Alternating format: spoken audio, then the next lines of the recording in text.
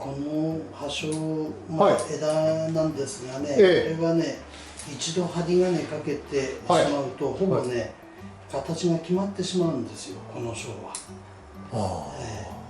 前回写したそこにある県外みたいなね、鉢を描いた心拍も葉鞘一緒なんですけどね、もうほとんど針金なくてもあの状態でいますからね、だから非常に作りやすいですよね、この鞘はね、この葉鞘は。こういう時っていうのは下がり枝でも何でも使っていかないと枝になりませんからね、下へ向いてる枝でも何でもね。そういうことですか。下へ向いてるからって取っちまったよね、枝なくなっちゃいますからね。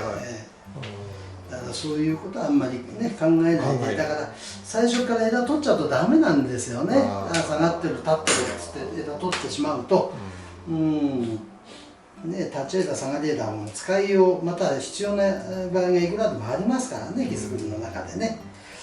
さあ、それで取ってからやりましょうって言うからさ、枝なくなってるんですよね。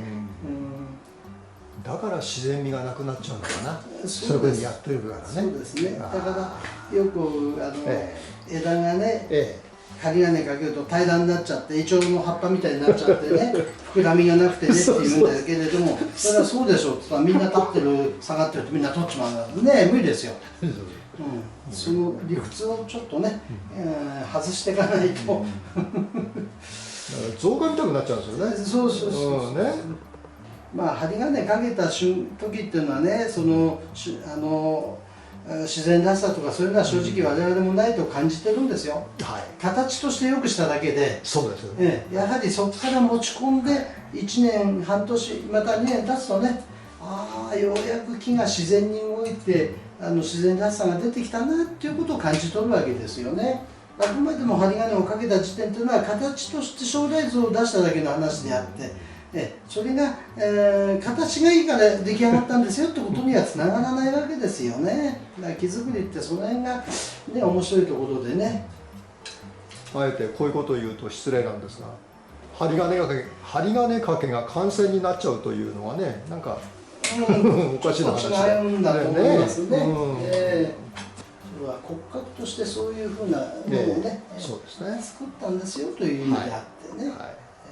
でやはりこういう荒木を作った場合にですね、数年経つとまた雰囲気が変わってきますから、それに合わせてまた枝の配置も変えたり、いろいろなふうにまたその木が表現してくれますからね、それに合わせて木作りをしていくっていう面白みありますよね。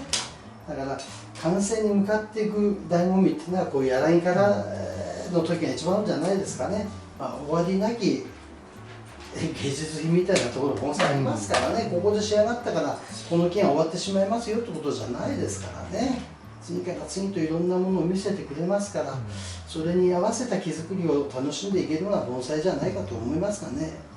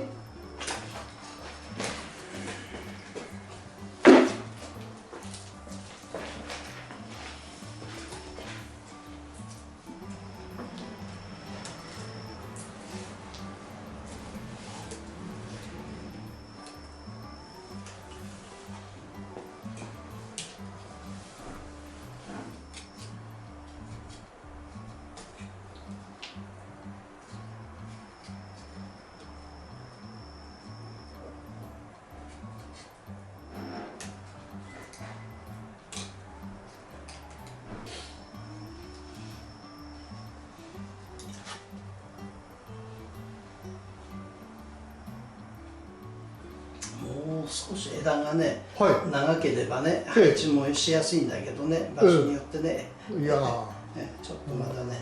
私としてはもう足りないんだけど、まあ形としてはね、なんとかね、形はまとまってたんだけども、でもね、これだけ焦ってもどうしようもないんでね、時が来るまでは。こういう車輪が今度は強くなっちゃうんですよね。こっちの車輪ができてくるとね、喧嘩しちゃうもんでね。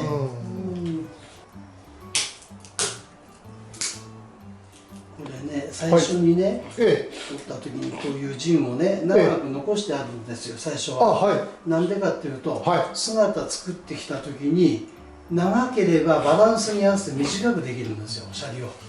もし短く切っておいたら姿に合わせてもう少し陣が長かったらよかったなって言ったらもうどうしようもないわけですね。だから逆に長く残しておくことが一つの考え方なんですよ。だから不自然に見えるんですけども、長く残してあるのはそういう意味なんですよ。最初から決めてかからないということですね。この方がいいって決めてかかっちゃうと、なんかできてきたらもうちょっとこの陣が長ければバランス良かったのかなってことになるとね、その時はもうないですから足さなくちゃいけなくなっちゃうからちょっとまずいですよね、足したんじゃ。だからやっぱり引き算なんですよ足し算じゃダメなんですよ。だからあとはね、この雰囲気を見ながらまた徐々にいろんなところをねやっていくっていうことでね、まあいいと思いますんで、今回はねこの辺でいいかなと思ってやってますんで、やはりね、樹幹部とかこういうものはね、これから時間をかけて作っていくしかないことでね、ここで今すぐできるっていうことにならないんですよね。やはり数年後ということになるでしょうね、樹幹部ができてくるのは。皆さんも、もしこういう頭がちょっとまだ足りないよというような、もしね自分でやってらっしゃって、どうすればいいのかなというようなことがあった場合にはですね、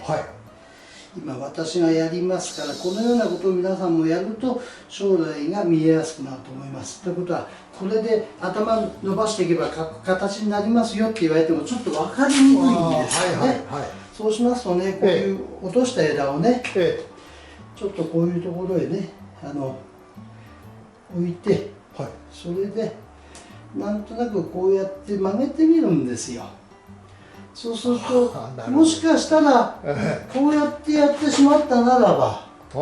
形が見えるでしょっていう話なんです。こういうふうにこれから皆さんも落とした枝でね、あれ頭どうやればいいのかなと思ったら、こういうような落とした枝に針金をかけて、それでこうやってね形を作ってみるんですよ。なんとなくこんな感じになればかっこいいのかなというふうなことが見えてくると思うんですよ。そうじゃないとね、ここを伸ばして作っていくとね、なんとかなりますよって言われたってピンとこないですよね。だからそうするとね、こんなことがね、一つの提案としてお話できますんでね、やはりこの立ち上がりというものは、こっちも悪くないんですが、何を言いたいかっていうと、これがちょっとね、やっぱりこう、この丸みがね、やっぱり気になっちゃうんですね。やはりここで見てもらうと分かってる、こう丸く円を描いちゃうんですね。これね、じゃあ描かないようにすればいいじゃないかってそれもできるんですが、やはりここに問題があるんですよ、立ち上がりに。やはりこっちの立ち上がり見ますと、こっちはずっと味がいいですからね。で当然これまだね、この水水というものは、これ今度はね、この内側が切れるんですよ、この部分が。雰囲気がね、ガラッと変わってくるんですよ、これがまた。